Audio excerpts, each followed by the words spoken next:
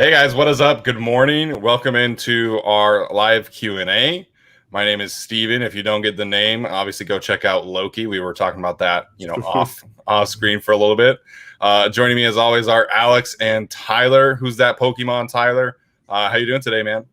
I'm doing just fine. Happy to be here on a Friday. Tomorrow I get my puppy, so I can't wait. Oh man, have you guys decided on a name or anything yet? Yes, and we're naming her Galadriel. Galadriel, okay. What's that from? You don't know what Galadriel's from? Oh man, you and my girlfriend fiance both. That's from Lord of the Rings. Okay. Yeah, I mean, I wouldn't have known, but I would have used context clues to say Lord of the Rings. So yeah, that checks out. Yeah. Alex, how you doing today, man? I'm doing good. I went to the doctor, and I'm not gonna die, so we're all good. That's good. Are you okay, Alex? What's wrong? You want to expand Another on that year a little of life on Earth. Oh my goodness. Okay. Oh, Arjun's got some big news that he's happy for. Arjun, what's up, man? Let us know. I mean, we're just hanging out next week. Arjun, it's not that big. Is that the news? Never mind. All right. On Twitter sometime. All right. So okay. I assume it's something different there. So yeah, we've had a good time chatting about, movies and stuff like that beforehand. We always talk beforehand about stuff. Alex hasn't been to a movie theater since 2018, you guys. No. So what was the last movie you saw in theaters, man? God, I have no idea. It must have been something that came out in like summer 2018, and I don't even remember what any of those movies were. Probably like whatever the last. A Quiet Place? No, I don't watch horror movies in theaters because it's too scary. What do you watch? It was probably like, I don't know, some kind of like comedy. I don't even know what it would have been in 2018. But Infinity War? That would have been like April or May, right? Maybe that, but it might have been something after. I don't remember. Man. Yeah. That's well, crazy. No. Yeah, I mean, Netflix just became more convenient, and then the pandemic happened, and you didn't want someone coughing all over you while you went to go watch a Marvel movie. So, I mean, I just kind of fell out of it. Post-pandemic, I totally understand, because right now, like HBO Max and all these things, they're all putting the movies straight to the platforms, which I think is kind of good, but also kind of bad. Like my wife and I watched Luca earlier this week, and Pixar, I think, has kind of gotten the shaft from Disney because all their stuff is going straight to the platform and not in theaters anymore. So I would have liked to see that one in theaters. We're gonna go see Cruella in theaters this week finally. So I'm a big movie goer. I love going to the theaters. I think it's a good experience for me that I always enjoy. I'm going to watch Space Jam on my 17-inch computer, and I have no regrets about it, baby. I'm very excited to see how that one pans out. I really hope just for LeBron's sake that it turns out well. All right, well, let's dive into these questions. Like we always do, we have some Patreon questions that we'll get to first. We'll be able to expand upon those more, as we expand upon those. And as always, that link to the Patreon is in our bio right here in the description here. So if you ever want to get your questions, make sure that we expand upon that topic a little bit more, and that is the way to do it. And then after we hit on our Patreon questions, we will open it up to the chat. We've gotten some questions already, so thank you for those. We'll get to those as we can. All right, let's open it up for the Patreon chat here. Simon from Colombia, shout out to Simone. He wants to know about N'Keal Harry and whether or not it would be worth a shot for the Chargers to go out and trade for him. So just a little background there. N'Keal Harry of the Patriots, formerly of Arizona State. He was the last pick of the first round a couple years ago. Definitely been a little underwhelming. He has requested a trade, and there have been several outlets that have reported that it would really only cost about a conditional 6th or a 7th round pick. So Alex, we'll start with you on this one. Do you think the Chargers should go out and trade for N'Keal Harry, or are you kind of set with the wide receiver room at this point?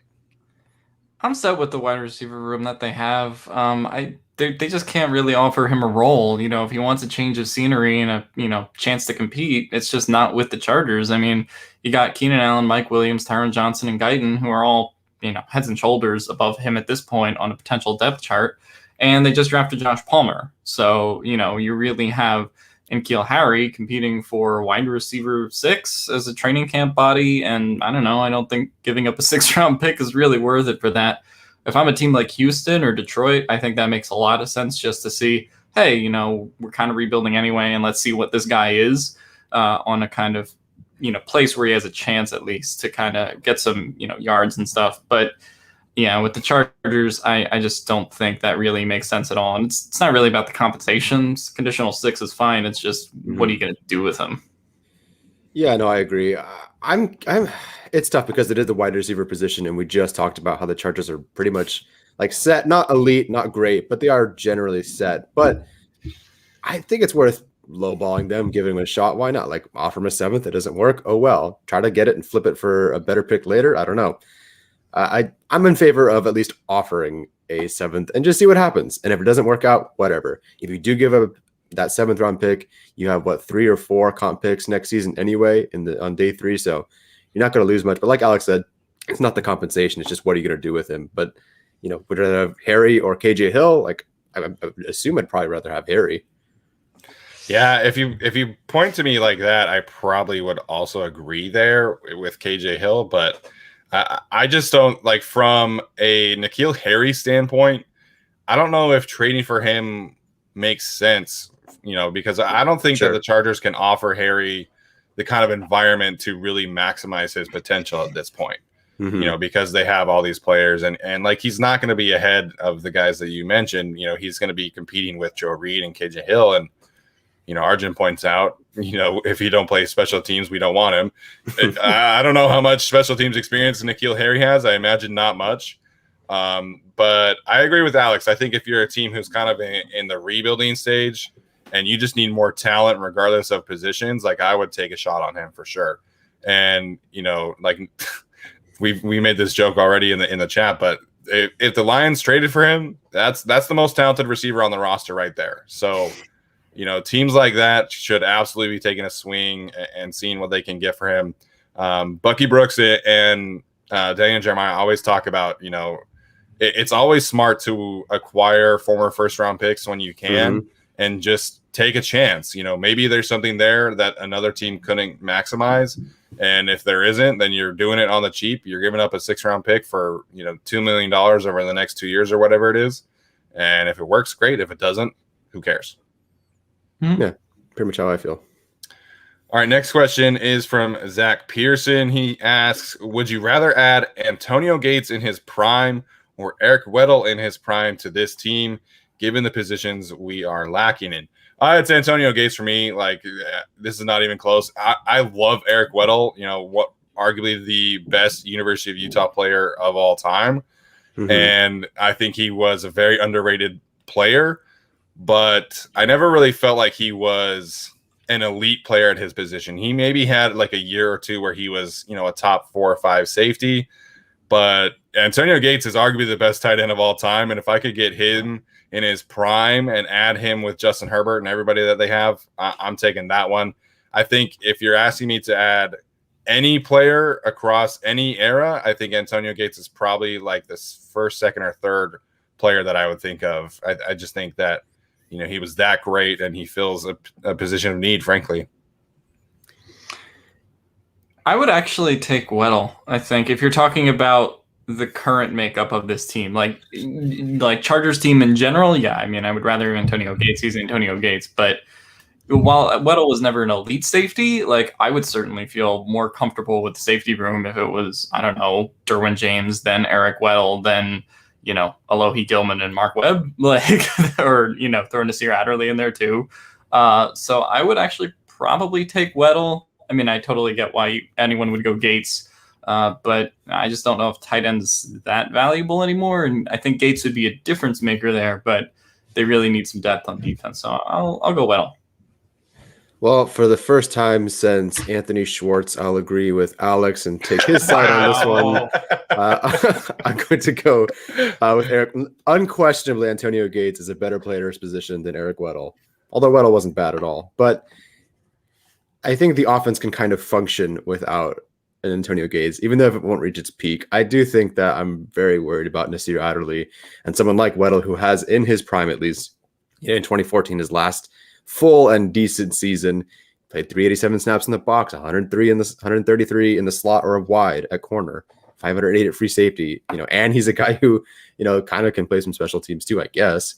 I just think that Derwin James needs a proven running mate, and I can take everyone on the offense and kind of replicate, some Gates, but I really can't take Gilman and Webb and replicate what Eric Weddle can do, at least not yet, like based on what I've seen from them. Yeah, you guys make some great points, and I think probably even convinced me a little bit.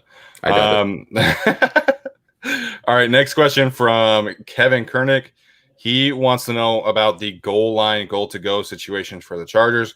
He says, with us adapting a lot of the Saints playbook, we're definitely not the Saints from the 10 and in. They run the heck out of the ball when we've seen Eckler struggle in those situations.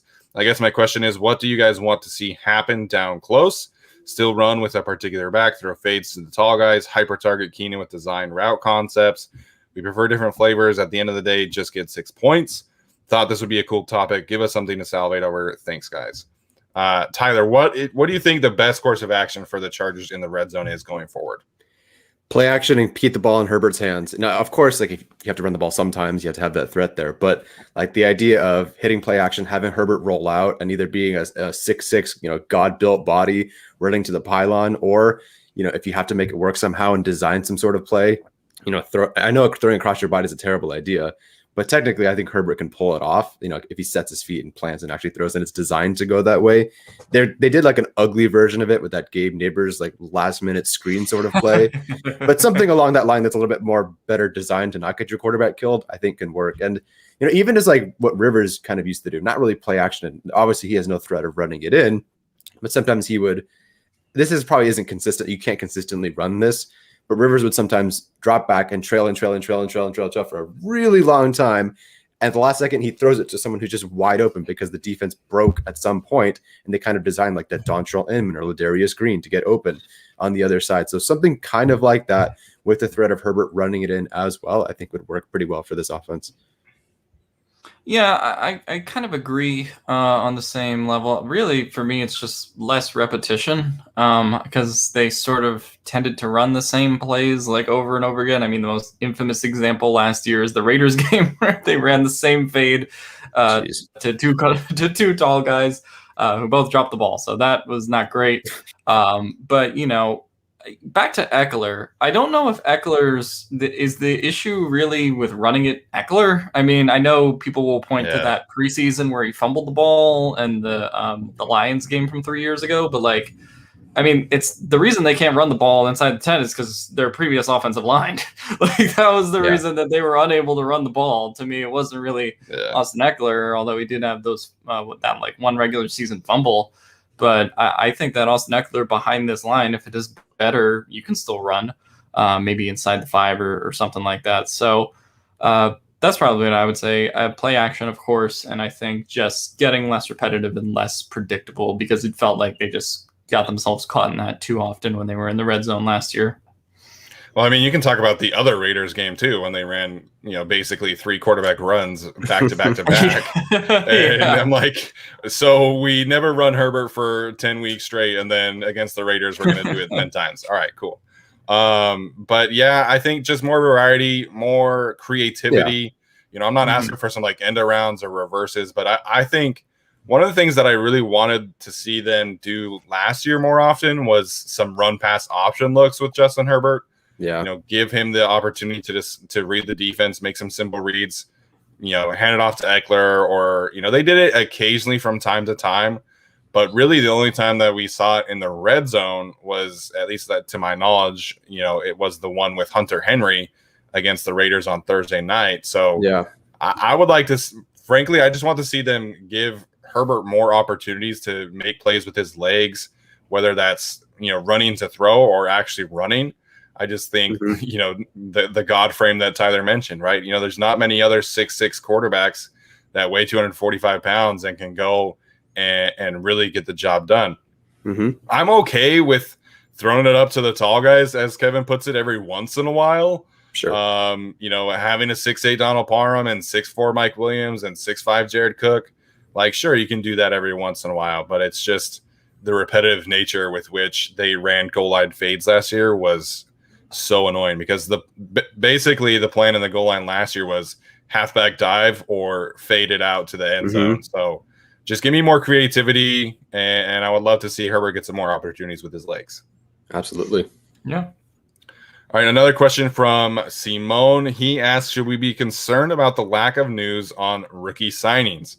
So it has been a little weird that, Rashawn Slater is still unsigned. I think Trey McKitty is still unsigned. It is a little. Palmer is unsigned. Okay, I wasn't sure about that one. It is a little weird, but I'm not concerned about it. Like, they'll get signed before camp. Rookie deals are so like generic. Like, there's holding out is not really a thing anymore thanks to the new CBA. So I'm not concerned. I would love for these players to have been signed already. But yes, it is a little weird. Yeah. Well, I was actually looking this up today. So yeah, there's 3 Chargers players that are unsigned, which is Slater, Palmer, and McKitty, like Steven mentioned. But there's also a bunch of first-round picks that are unsigned. Mac Jones didn't get signed till like 2 days ago. Zach Wilson's still unsigned. Trey Lance is still unsigned. Like, so I just think it's like, it happens when it happens. And I think if this was a real stalemate, that Rashawn Slater wouldn't have, been at any of the voluntary OTAs and there would have been some problem. But I don't think that's the case. It was funny today because I was looking back at the Bosa 2016 stuff that happened, and his mom was like, I want you to pull an Eli, and all that stuff that came out, which is funny in retrospect now that he signed that 5-year deal. But yeah, I don't think there's much to worry about until there is something to worry about, I guess. But yeah, there's a bunch of first round picks that are unsigned. It seems like that's been happening less and less, less just the Chargers, because that's kind of what it used to be. And now it's really every team that's happening to, I guess, partially because of the pandemic. Yeah, first of all, when it comes to, you mentioned Eli, Arjun is going to have a video up on YouTube in about an hour or so, and we're going to be talking about Rivers versus Eli and their Hall of Fame cases, and looking at an analytical perspective and why Rivers deserves to be in the Hall of Fame, and then why he had a better career than Eli. Anywho, so I started just driving on the way to work. I got nervous as well, because I looked up I'm not nervous now, but I was nervous because I looked up Joey Bosa's holdout, and it ended August 29th, which means it probably started probably early August, perhaps. I don't know when training went on for a while, yeah. It went on for a good long while. And so I'm like, okay, if it ended the 29th, when did it start? And of course, today's July 9th. Training camp is in 19 days or whatever. So, I'm starting to get a little bit nervous. But then, you see that Herbert only signed his contract July 26th, I believe, last season. Yeah. So you do have some time. So I'm certainly not worried. But then again, that was a true pandemic offseason where you weren't getting guys in. So, am I starting to get worried? Not yet, but another week or so, and we must hit July 20th, and there's nothing done. I'll get a little bit worried.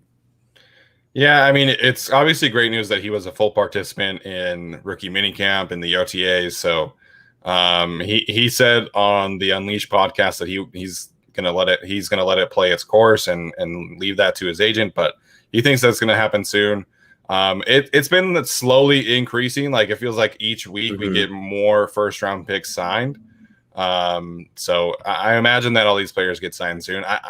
They're not going to go into training camp with these players unsigned. I just don't think that's going to happen. So they're all on vacation right now. I saw on Instagram that Slater was in Hawaii last week. This week he's back in Texas for the offensive line summit. So it'll happen eventually. Next question here from Dante Jackson. Do you guys think there is a Derwin James extension in the works, and that is why they haven't used the remaining cap space? I can't see them spending big on a veteran free agent at this point, and no point in rolling over that much into the season. So this is an interesting one because it covers obviously the Derwin James thing, which I think is going to be a quick answer for the rest of us. But Mhm. then Dante also asked about the unused cap space. So Alex, we'll start with you on this one. What do you make of a Derwin James extension and the unused cap space for the Chargers? I mean, they don't really have much reason to sign him to an extension right now. I mean, they just picked up his 5th-year option, so I think they're just going to let this year play out. And if he's fully healthy and he looks like Derwin James, they'll probably extend him in the offseason, and he'll become the highest paid safety at around $20 million. So that's just what I think about that. I don't think that's holding them back from making any moves, though, because that's going to be $50 million. I mean, they have $50 million in cap next year. So even if you were to take $20 million out of that for a future Derwin extension, you still have $30 million to work with. So I don't think Derwin extension is preventing them from doing any moves. And so, yeah, as far as like why they haven't done any moves, there's no moves left to do. There was a big spat on Twitter yesterday about Hunter Henry, who they shouldn't have re-signed, and I'll stand on that. But there's just not many guys to resign other than depth pieces that would take like minimum deals. So Yeah. Mm-hmm. I mean, they're going to have that rollover cap. You also have to remember that, I mean, they have a bunch of rookie contracts, particularly their quarterback. So they're going to probably have similar cap space to work with for at least the next 2 or 3 years. Maybe not quite 50 million that we're going to see next year, but they'll always kind of have some money as long as they don't have to pay Justin Herbert. Arjun says his first year cap is going to be lower than 20 million, though. Alex. Yeah, no, that's true. Yeah, if you do a Derwin extension, but AAV wise, 20 mil total. Yeah, I mean, yeah, first. Yeah. Okay. I mean, the answer is kind of short for me. Derwin James does not want to be paid based on previous performance, unless you're only talking about 2018. Right. Otherwise, there's no reason for him to want to be paid off of 2 years of basically not playing much football. Some good football, but not a lot of it. So yeah, no, I don't think there's an extension that works. If they want to sign anybody, great. But at this point, I think who's there is there, and we just did our 53-man roster projections, and like unless you find a really, really talented corner, maybe, or safety, like the roster is pretty much set. Like we did have to keep some guys off the roster that I kind of liked. We had to cut Easton Stick to try to make some room for some other guys. So I don't really think there's even enough room at this point to bring in someone who's a significant player that isn't just going to be cut, in the first round of cuts. Yeah, it is. I think Derwin, it doesn't make any sense for him to sign an extension at this point, because he's got to be able to prove that he's worth it first and foremost, and he's going to want to maximize that contract, and the best way to do that is put out another elite season this year. So the Chargers have time. I assume they'll pick up his. Did they already pick up his option? They did, right? Yeah. So they can sign him to an extension pretty much any time over the next 2 years. I would imagine at this point that the most likely course of action is that he plays this year. If he stays healthy, then next year he'll sign an extension. That's kind of what I think. As it pertains to the cap space at this point, I think it is very smart for this team to kind of wait and use this unused cap space and have it roll over for next year, because next year you'll have some more extensions, and if you keep that cap space, you can afford to bring back Mike Williams if you want. If Mike Williams has a great season, you can bring him back. You'll have the space to do it, and you can still go out and sign more people. And you could potentially be looking at the Chargers having $65 million in cap space if they cut someone like Brian Bulaga, and if they don't bring back Chris Harris. Like, it's going to add up. And so I think next year, like we've said continually, is the big push. And so keeping as much cap space available for next year, to me, it makes a lot of sense. Yep. We talked about Hunter Henry kind of ad nauseum. I don't like really talking about players that aren't on the team anymore. But they could have signed him if they wanted to. The bottom line for me is that this current coaching staff did not view him as a necessity. Otherwise, he would have been back. And so, that's the bottom line for me. And you can argue that fact, but Jared Cook costs less. He's cheaper. He's on a shorter deal, and he's probably going to give you the same or similar production. So, that is what it is. So that's going to do it for our Patreon questions. We're going to get to some of these YouTube questions now. We do have a couple of super chats. So the super chat feature is enabled. So thank you guys that have done that. the first super chat that I saw was from Gaming with the Bros, and he said that he's beyond worried about the DB defensive back depth. They're one injury away. So we've kind of talked about that quite a bit. I personally would still love to see them, bring someone in like a Jalen Watkins kind of player, just not necessarily someone that's going to compete for a starting spot, but someone that could at least challenge Alohi Gilman and Mark Webb for kind of that backup role spot. I don't know if either of you guys have kind of looked at, the free agent list recently, and maybe if there's someone else you want to bring up. I know, Tyler and I kind of had an unpopular opinion that Jaleel Adai was actually pretty good last year for the Chargers. But I wouldn't be opposed to that either.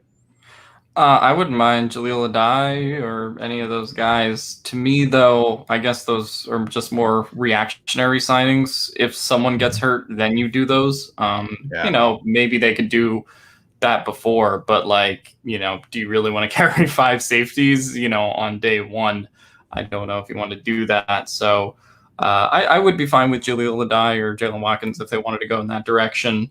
But yeah, I think those are ultimately hey, Derwin James goes down and their agents call Contalesco, and then suddenly they're on the team, which is what we saw last year. So I just think that's how it works with that tier of guys. Yeah, that sounds exactly right. If someone goes down, then I got to give them a call.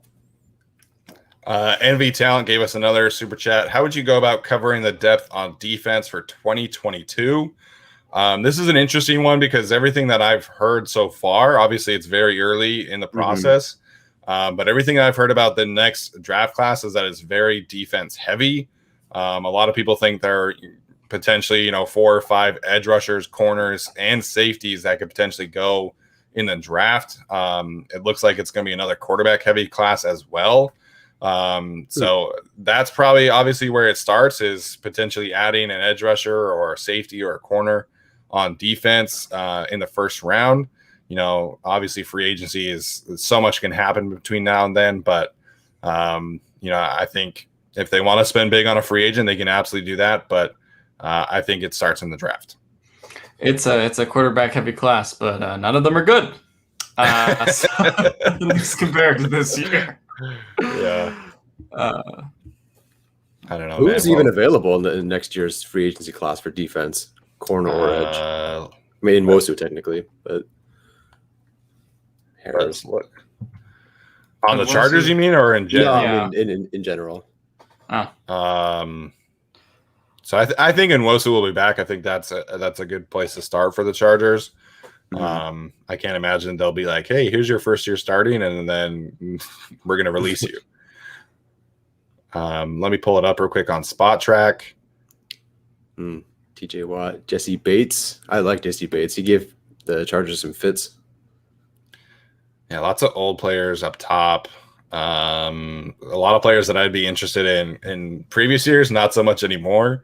Like Akeem Hicks, man. If they could have added him last year, that would have been amazing. But he's going to be 35 by the next time. Marcus May, Marcus Williams. I assume Marcus Williams is going to get an extension done soon with the Saints. Yeah. Maybe Marcus May becomes available, maybe not. And there's so many just old dudes. Maybe Darius Clowney's from the Rams. Yeah. Jadeveon Clowney's only 29. I feel like he's been in the league forever. Oh man. He must have been so young when he came out, because I've been watching that highlight for 25 years, I think. I'm struggling to find some young players that I'm super interested. Darius Williams 29. Oh my gosh. Keanu Neal, I think he's probably going to get paid. Maybe Marshawn Lattimore if the Saints aren't able to figure that one out. That would be interesting. Were the Chargers ever in on the Kyle Fuller stuff? Yes, they were. They were. Yeah. Okay, he's a free agent next year. Yeah, that could be interesting. If I guess if Brandon Staley's really good and the defense looks good this year, then I guess he could get the bag there. Yeah. They called about him, but I think it was pretty obvious that he wanted to go play with Vic again. Which I'm also I mean, I get it, but also there's 17 corners in Denver at this point. Yeah, so that's I'm not seeing like a ton of players that I love on defense. Just a I mean, lot of old honestly, the players. solution to their defensive problems is just young guys step up and develop. Like, and however confident we are in that, but that's what they drafted those guys to do. So I mean, Yeah. on some level, it's just like that's what has to happen. And if it doesn't, then at some point they'll kind of address free agency and that kind of stuff. But Yeah. Chief 75, what's your guys' stance on potentially signing Richard Sherman? I don't see a point for that. If they wanted someone like Richard Sherman, they could have just kept Casey Hayward. So I just don't think that this kind of corner really fits what this defense wants to do.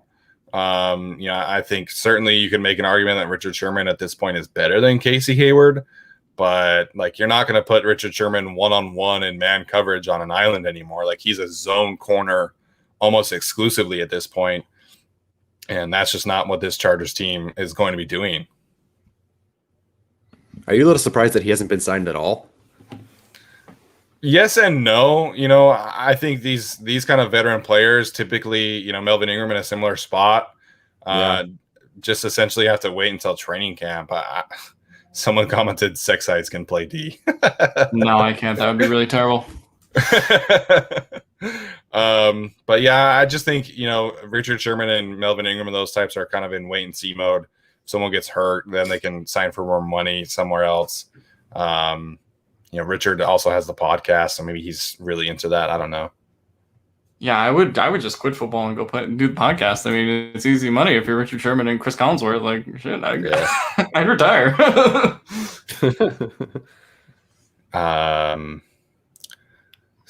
Michael Daly also asked, how many receivers do they keep on the roster and who are they? So we did do a full roster prediction that you guys can go listen to. Most of us had 6 receivers on the roster, I believe. Mm-hmm. Did any of us have 5? I can't remember. No, I think it was at least 6. I think we all had 6, and I think my 6 was Joe Reed, and I think we all kind of agreed on that, but weren't like super confident about it in any way. Yeah, so Keenan, Mike Williams, Josh Palmer, Jalen Guyton, and Tyron Johnson, I think, are pretty much locks to make this roster. And then the other one just kind of depends, frankly, on special teams, because KJ Hill does punt returns, Joe Reed does kick returns. I can't imagine either one plays a whole lot on offense. So, it's basically going to be who's the better special teamer. We did get a new super chat. Oh, we did? Okay. Yeah. Envy Talent gave us $2 and says, what was the last game or trade that broke your heart as a fan? Who wants to go first? Who wants to talk about their broken hearts? The last couple seasons have had some tough games, but the 2018 playoff game was a really, really like broken heart game for me, because that was the year that I was like, okay, this team's gonna do it. They're finally get the monkey off their backs and beat the Patriots, and then they just like came out and got smacked. So, last season was tough. The Patriots game was so hard to watch. Shout out to the Patriots again for always crushing our hearts. But, in terms of like really being like upset and like having a tough day, like, that playoff loss for me was the last one. For whatever reason, and I talked about this as soon as we recorded the episode after, I was like emotionally beat up after the Raiders loss, where they basically caught the ball twice and then dropped it. Like they could like touchdown, nope, touchdown, nope, and then the Chargers lost, and I was so elevated. Yeah, they did it, and then of course, like I'm watching the game with my dad, so it's like ha, and then they didn't win. So it's like fuck. So it was that was a tough one. I don't know why, for whatever reason, that one was tough. Yeah, I mean, I would say the Patriots game for sure is one of them. Honestly, the Denver game last year fucking broke me. Like, that was just like, what the fuck are you guys doing? Like, and there, we got another question somewhere in the chat where someone asked, what was the game where you knew Lynn was gone? And I was like, yeah, that was the one. It's just like, it was so tough to watch. But yeah, I don't know. I don't know if I would say that game was heartbreaking, because it was also a regular season game with not much stakes. And I also can't have as much emotion because we have to get on and record a podcast. And that was also when I forgot to record on Zoom and we had to re-record the entire episode. But yeah, I would say that one, the Patriots game. Yeah, I mean, those are the two real heartbreakers, unfortunately, because they haven't really played that many games with stakes in the last decade. I guess the one Chargers-Broncos playoff game where they could have beaten the Broncos, but they just, had kind of a stinky second half of that game. But that's about it. Yeah, the 2019 Titans game was a tough one as well because, the one where it was like Eckler scored. No, he didn't.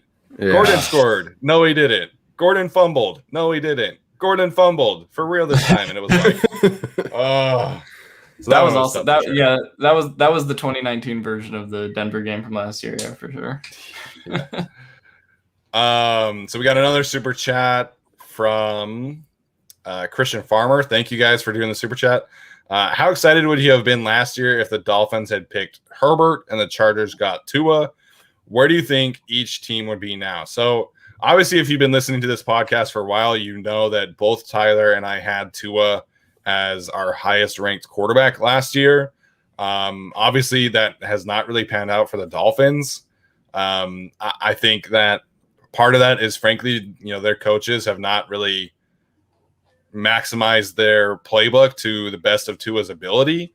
I think he was pretty limited in that role, and he himself said that he, didn't really learn the playbook as well as he should have. So after the draft, I would have been excited for sure. Now, I don't think I would be very excited if I had watched Tua play last year instead of Justin Herbert.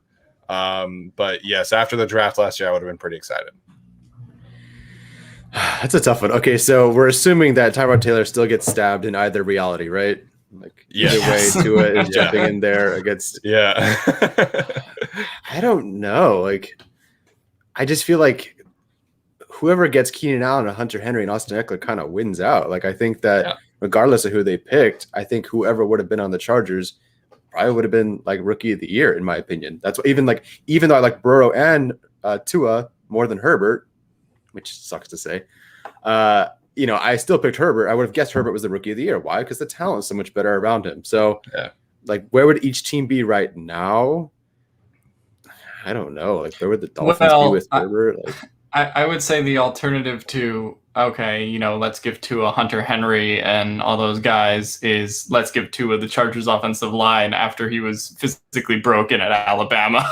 Right. So if we're playing alternate reality stuff, that definitely could have come into play. Mm-hmm. Yeah, I think Tyler's on the right track here, though, because I think the Chargers were always the best situation for any of these rookie quarterbacks. And I think the Chargers could, if this current staff had Tua, I think that would make a lot of sense, right? Because a lot of what they're going to be doing is a lot of, the Saints passing attack. And that's kind of, Tua's biggest comparison was to Drew Brees. So I could see them maximizing Tua a little bit more than the Dolphins can. I know they fired their offensive coordinator, but it just didn't really feel like the Dolphins had a plan for Tua last year. They never did. It was the decision to start him was very sudden. And then a couple games into him starting, they benched him. And really outside of the Arizona game, I never really felt like they played to his strengths either. And they obviously do not have the skill players to really kind of fit his skill set. I still don't understand why they went out and signed deep threats when they need to, I think Jalen Waddle was the right pick, but Jalen Waddle and Will Fuller is kind of redundant in my opinion. But yeah, I do think the Chargers will be able to maximize Tua more. I just don't think that they would have as high of a ceiling, obviously, as they do with Justin Herbert. And that really is the point. Like I said, I would have been excited after the draft, but after watching him, I'd be mildly excited. I would be okay with him, but the excitement with Justin Herbert is really unmatched at this point.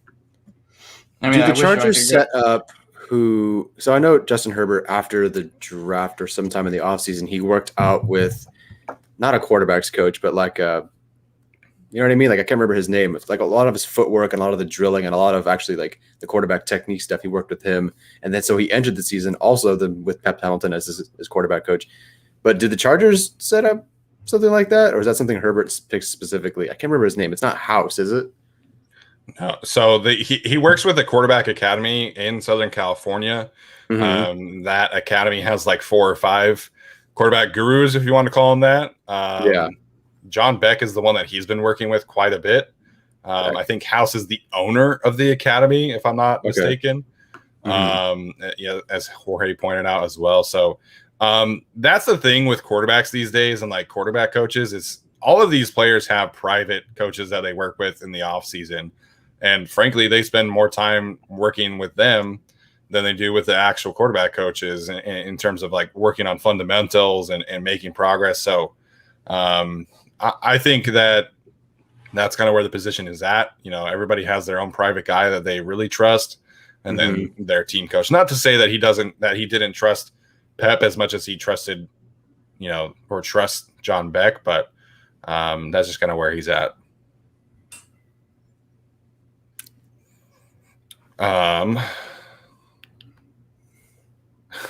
Eric Wade would have been stick time. Oh God, that would have been fun. Tyrod goes down, Tua goes down, and then we have to watch 10 games of Easton Stick. Well, at least we could have ended the conversation. I would not have to hear about it. Yeah, it would have been awful. at least Twitter wouldn't have had to, you know, like Easton Stick. Yeah, that was funny. Good one. Chief 75 asked, who would you rather have now with this staff, Burrow without the injury or Herbert? Herbert still. Yeah, still Herbert. Yeah, I think Herbert too. Just because of arm strength and the intangibles there. Hey, but Joe Burrow can smoke a cigar. So he's got, what do you call it? Attitude or leadership Moxie. or something? Moxie. Very nice. Yes. Nothing Very like nice. A little bit of, lung cancer to give you some moxie. So Arjun had an interview and got accepted for it. So Arjun, congrats, man. That's awesome. Looking forward to hearing some details there. As Tyler mentioned, Arjun's going to have a video coming up on our channel in a little bit. I think you set it for 10 a.m., right? Yeah, like 10. I said it for 10:17 because it's about Rivers. Okay. No, I put Herbert's number and Rivers' number. Oh, there's a method.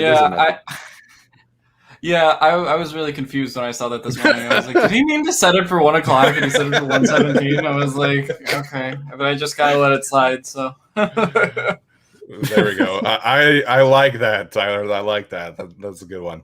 But yes, congrats, Arjun. Make sure and check that one out. Arjun's been doing some great videos and episodes for us. The 3 of us are have dabbled in analytics a little bit. But we were really excited to add Arjun because he's, really interested in that field. And he's done a great job researching these graphs and putting them up. So give Arjun a follow on Twitter. Again, his handle is in our description here as well. And check out that video. All right, guys. Looks like the questions are kind of wrapping up here. So any final thoughts before we end today's Q&A? No.